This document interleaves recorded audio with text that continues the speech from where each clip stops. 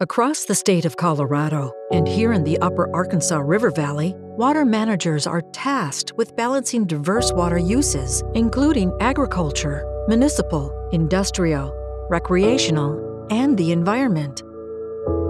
As our population grows, combined with increasing environmental and recreational demands, we need solutions that benefit all users. We need solutions like the Trout Creek Park Multi-Use Project. Municipalities in this area are expanding because of growth demands. People wanting to move here and they want to live here. Of course, the state of Colorado has always recognized you have to have storage in order to meet future demands. Larger entities can work together within a drainage to be able to meet the demands for everybody, instead of each one doing it by themselves and have competing uses of water.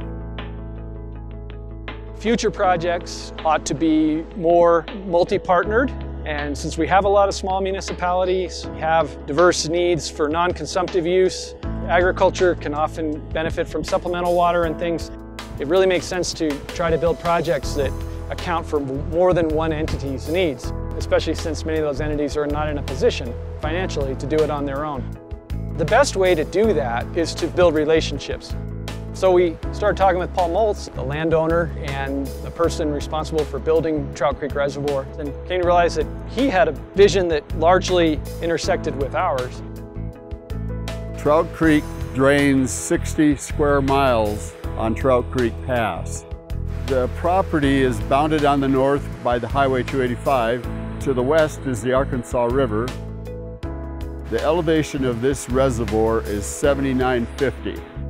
The elevation at the airport in Buena Vista is 7950.4. That is strategic in not having to pump water, to be able to use gravity to move water.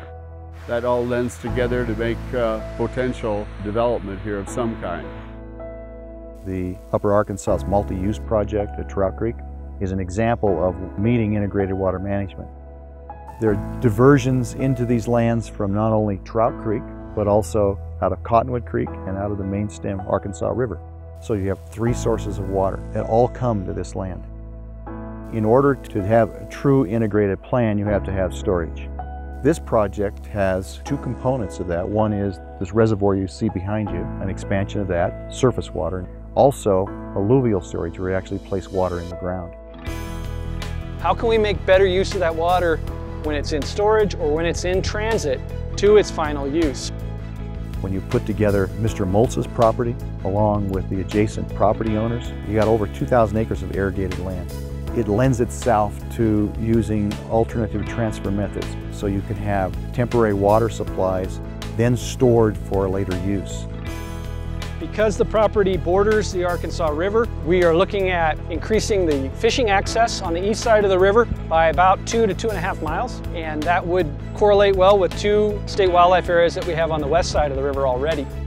And along with that, there's a need for an additional public access point through the Arkansas Headwaters Recreation Area up there in the Johnson Village area, where the adrenaline crowd can get out of the river and the more easygoing and fishing crowd can get in.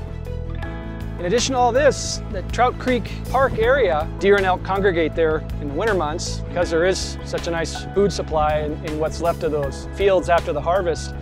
We'd like to protect that component of what's going on there into the future as well. You have hydrologic potential because of the gradient of the land for hydropower. So we basically are hitting almost every component of the Colorado Water Plan on one property in one location. Now, that's unique. When I think about the Trout Creek project and the increased storage capability, this additional storage could be extended to other municipalities and water providers within the district, managed in the same integrated way. It's really different entities doing what they do best and hitting economies of scale, and along the way being able to provide more water for beneficial uses, both consumptive and non-consumptive, throughout the whole Conservancy District territory. This is a water project for the 21st century.